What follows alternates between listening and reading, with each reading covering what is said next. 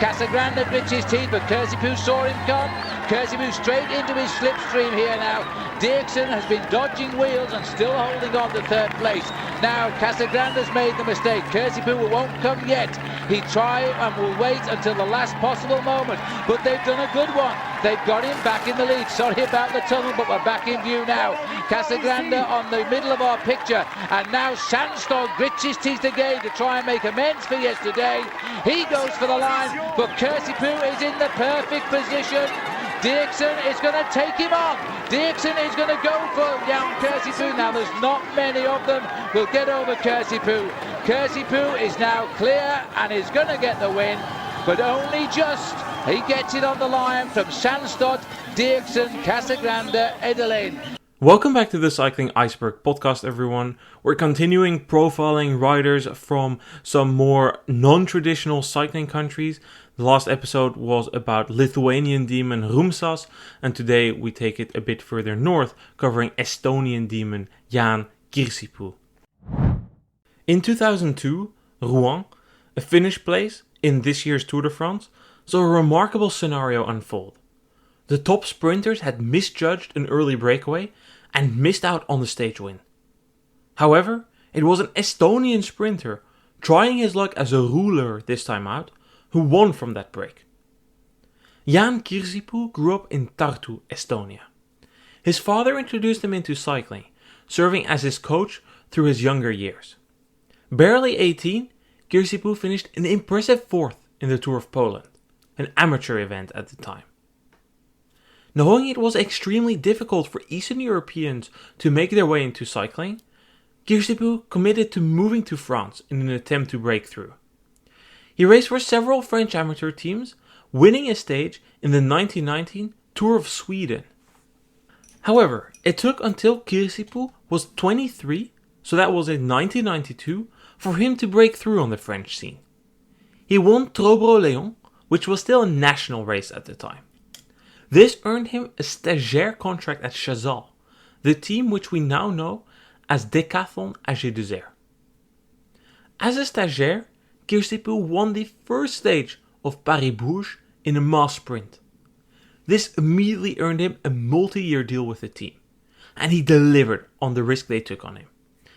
Not to repeat the previous episode, but still, it was considered risky that these teams signed riders from Eastern Europe.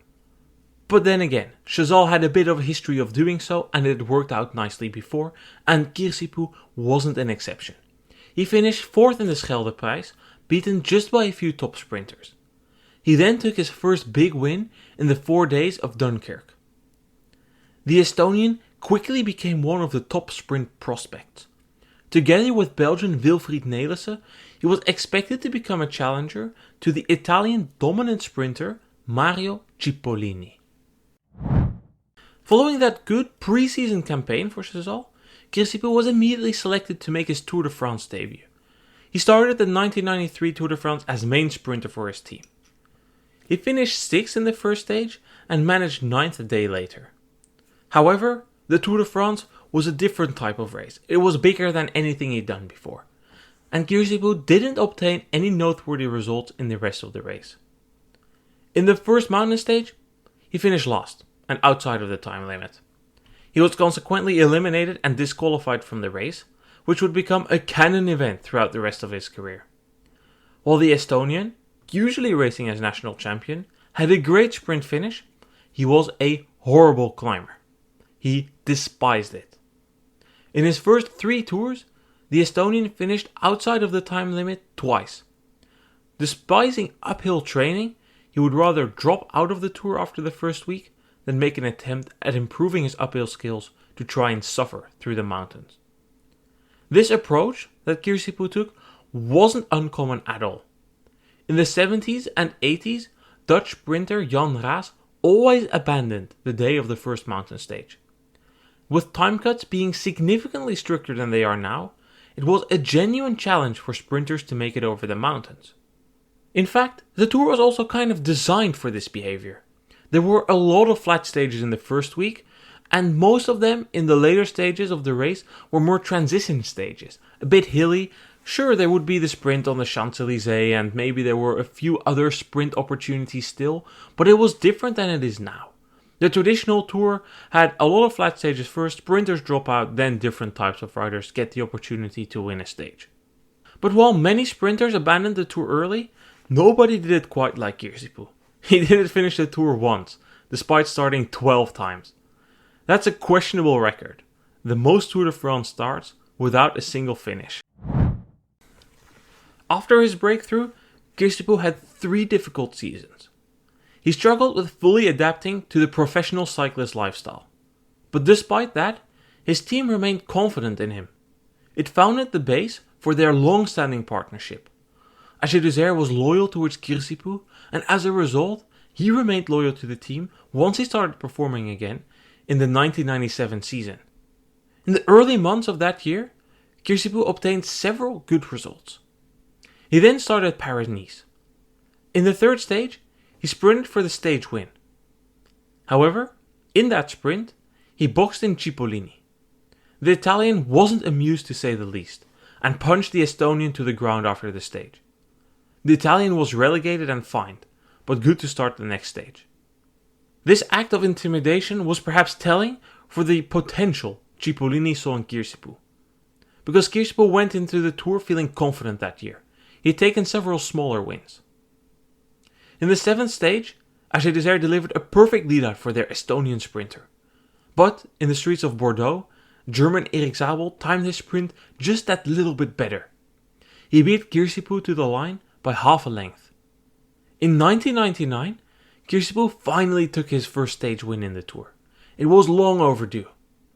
The first stage in line came down to a hectic mass sprint.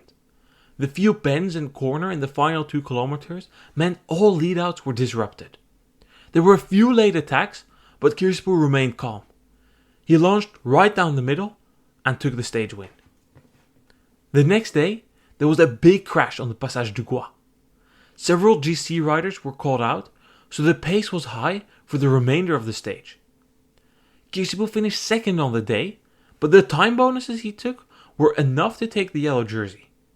He would retain it for 6 stages. As the 8th stage was a time trial, it was guaranteed that Kirsipuu would lose the yellow jersey. So certain that the Estonian journalists didn't even wait for the TT to finish. They all flew home directly after the 7th stage. At home, Kirsipuu was already a national hero before he had won that tour stage. But this win made him the biggest athlete from Estonia. His success bolstered the popularity of cycling in Estonia. The journalists who returned home were excited and sad at the same time. They were excited they could go home and air all the footage they had shot. But sad they didn't have the state-of-the-art technology other broadcasters in the tour did have access to. Cycling was broadcasted on Eurosport in Estonia, but sending interviews and footage back through satellite was unaffordable. In fact, the cost of living in France was 2 or 3 times as high as in Estonia, meaning just 3 Estonian journalists could even afford to come to the tour. One of them spoke with Dutch newspaper AD, saying, quote, "We are just a tiny country, relatively poor, with an even smaller public broadcaster. We need to scrape the barrel just to be here.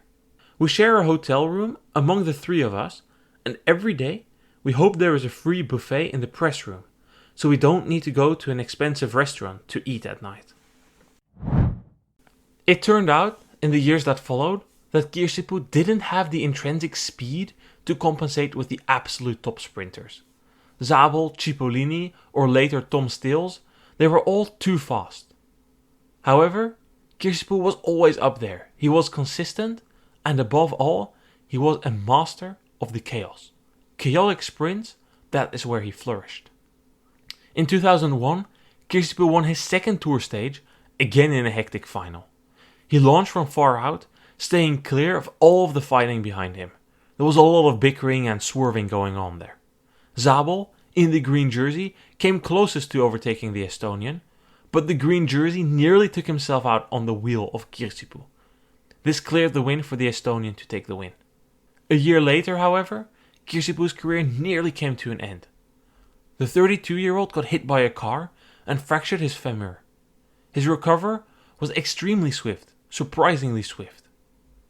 He returned to racing just over 2 months later, despite doctors thinking this might have been it for him. In the Tour, Kirsipuu placed 5th and 7th in the first mass sprint, but then came stage 7 to Rouen. This stage was about as flat as you can get it, and it was therefore widely expected this would be a mass sprint finish. After several unsuccessful attempts, a strong breakaway got away. Ludo Driesens from Lampre was a strong ruler, who had already won a stage in the 1999 Tour. Then there was the Italian Stefano Casgrande from Alessio, who was considered a somewhat fast sprinter. Little was expected from Michael Stanstot from CSC and Christophe Edalin, racing for Jaan, the smallest team in the race. However, the most surprising name was by far the one of Kirsipuu. The Estonian champion could contend the top 3 from the mass sprint, but instead looked to be wasting one of his last opportunities at the stage win. Things, however, didn't turn out that way. The doomed early break wasn't that doomed after all. With 20 kilometers to go, they had a lead of 2:20 on the peloton. This was a solid lead, but it by no chance meant that the victory was already in the bag. The big bunch would close in rapidly in the final part of the stage. However, the chase got disrupted by a mass crash in the peloton. This meant it seemed certain the break would win. Kirsipuu was no newbie to breakaway racing. Earlier that season, he had won Kuurne Brussels Kuurne in a solo attack. Still, or maybe therefore, all eyes were on Kirsipuu. Everyone knew they couldn't sprint against him, so the corporation up front stopped with 4k to go. It was useless to go to the line with the Estonian, so it became the Estonian champion against the rest of the break. Driesens was first to attack, but he got marked closely by Kirsipuu. Then Stanstot attacked, again forcing Kirsipuu to react. After several attacks, the 5 were still together going into the final kilometer. A great battle for the stage win unfolded, as Stanstot made a big push. The Danish champion was eager to win the stage, because a day prior, his team lost the team time trial after he punctured late into the race. The Dane made a big push for the stage win, but he couldn't drop the others from his wheel. Once he stopped, it was the unknown Edalin who placed a big attack. The Frenchman got closed down by Kirsipuu, who had done a lot of work. He had responded to almost all the attacks, and now he got to sprint for the stage win. Stanstot went from far out, with Kirsipuu and Driesens in the wheel. Waiting as long as possible. With 200 meters to go, it was the Belgian Driesens who tried to come alongside. But that was a sign for Kirsipuu to launch as well. The Estonian took the lead, but was completely empty. He was done. He was dead after all the work he had done. He started to falter in the final meters. Stanstot came alongside again in the final meters. But Kirsipuu, with the timing and the feeling of the mass sprinter, just about timed the bike throw better than the Dane, crossing the line to take the stage win. The win of Kirsipuu was widely applauded. There were several newspaper articles which suggested more sprinters who could finish 5th at most should undertake such daring breakaway adventures. In 2004, Kirsipuu raced his final season for AG Desert. He went to the Tour as a lead-out for a new sprinter, Jean-Patrick Nazon, having become a veteran at 34 years old. In the first stage, there had already been a prologue, he was well positioned. He launched his sprint, which was supposed to be a lead-out, with 230 meters to go. Nobody could jump in. This was his final win in the Tour de France. After 2 seasons with Crédit Agricole, Kirsipuu raced in Africa, Asia and America for several seasons, just to retire for good in 2012.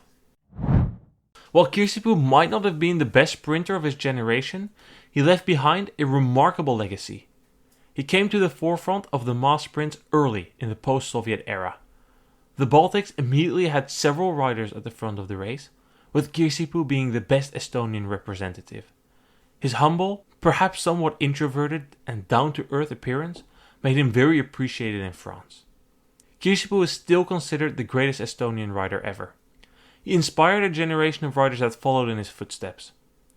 In 2021, Rein Taaramäe became the second Estonian rider to lead a Grand Tour. The Vanti rider led the Vuelta for 2 days. Taaramäe, throughout his career, won 2 stages in the Vuelta and 1 in the Giro. With Kirsipuu, he's the only Estonian Grand Tour stage winner.